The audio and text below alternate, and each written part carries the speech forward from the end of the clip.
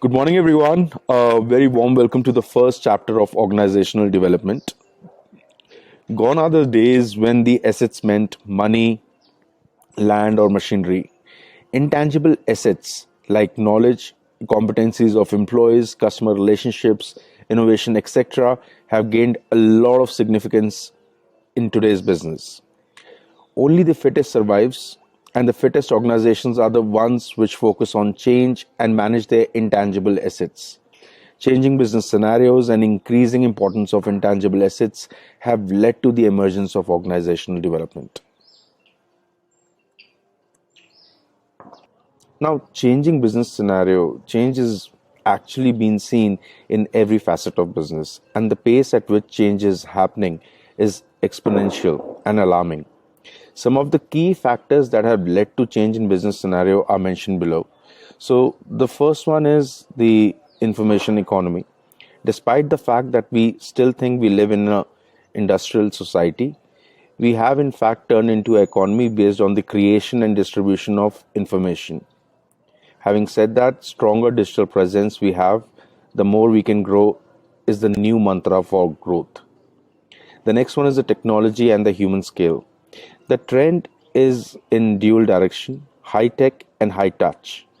Matching each new innovation technology with a compensatory human response. For example, FedEx developed high reliability and efficiency based on their modern processes, speeding up the process. But its success is built on a form of high touch hand delivery.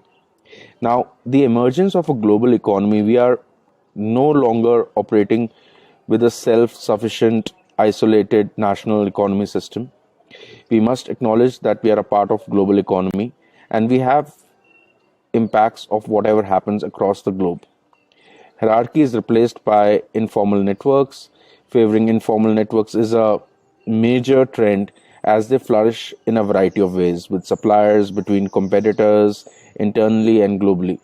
Thanks to technology, networks can grow today very fast in ways that we could never have imagined.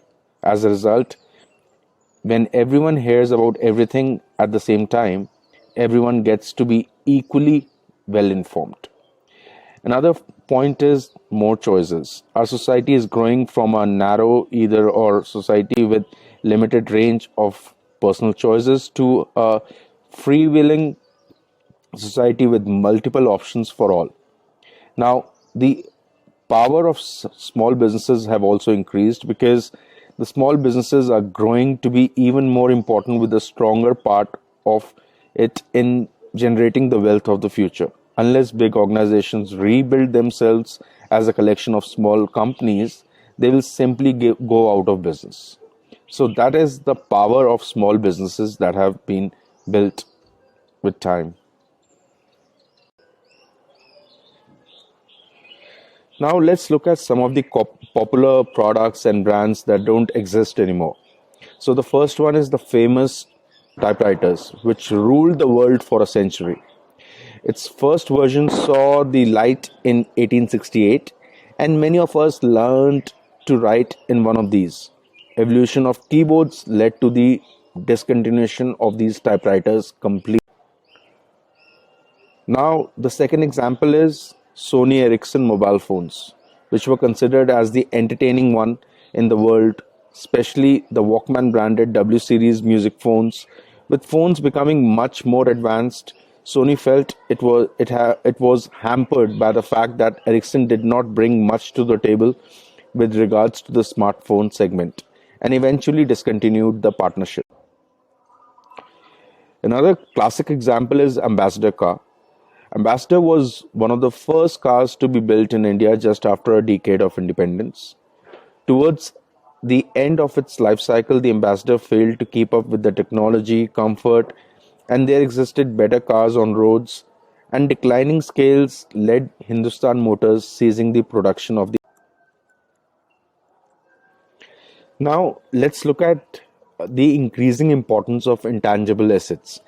Intangible assets are those which are immaterial in nature, who are referred to as an intellectual assets like innovation, customer relationships, knowledge, and competencies of employees. The first one is intellectual assets. These are the materials that are formalized, captured, and leveraged to produce higher value for the firm. As organization recognizes more fully the role these assets play in marketplace success, efforts to more accurately identify and value them are becoming a top priority. Next one is the relationship assets. Now, an intangible asset that is based on developing, maintaining, and nurturing high quality relationships with any organization, individual, or groups that influence or impact your business, including customers, suppliers, employees, governments, partners, and other stakeholders, and sometimes even competitors. Now, the next one are the brand assets. Brands are almost a company's most valuable asset, and smart companies today realize that capitalizing on their brand is very, very important. Doing so can help them achieve their growth objective more quickly and more profitably. The next one is the human assets. So corporations are recognized, uh, have recognized with time the importance of investing in their employees now more than even before. Companies are beginning to understand that to stay on top in the global economy, they need to place more and more emphasis on the development and retention of people. When it comes to a case study, a classic example is of TCS.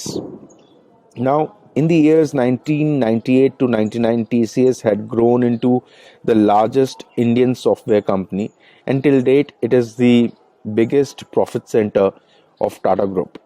Racing towards achieving its vision of being global top 10, on time delivery, premium positioning in the industry in terms of revenue, focus on training programs, quality initiatives, use of good technical tools, procedures, and encouragement of employees' excellence in performance had been the core values of TCS.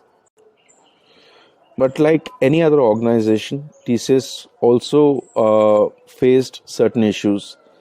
There was a certain phase where they were facing issues with mounting the revenue pressures, selecting in projects, focus on specialization, efforts on experimentation and innovation, rewards and recognitions, intergroup coordination and knowledge sharing, along with branding and their PR. So these are some of the issues that they were facing, for which they came with a OD intervention program, which we'll be looking at on the next slide. Having said that, TCS came up with the OD intervention program, which was a complete package of balanced scorecards, Darpan, Propel, and excellence at AAP, which helped them to come out of all these problems. Now, what this uh, package or OD intervention did for TCS was that it brought three things majorly on the table. One, system thinking within the organization, then involving forums for dialogue, and then encouraging leadership at all levels. By these three key things, they were able to come out of all the concerns that they were facing within TCS. So, if we summarize, the major advantages of organizational development are continuous improvement, increased communication, employee development, product and service enhancement, and obviously increased profit. So hope you all enjoyed the video and found it very informative. This was the first video, so this was more of introduction to organizational development, and then on week basis we'll have more and more videos on organizational development. You will find them very interesting, especially for organizations which don't have OD consultants.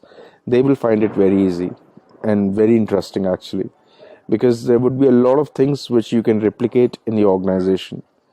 As a trainer, I would not say that I would know it all, but yes, there would be something that you will find in the video which you can replicate, and it can certainly show some great results. So stay connected, keep watching, have a wonderful day ahead, and be safe. Take care.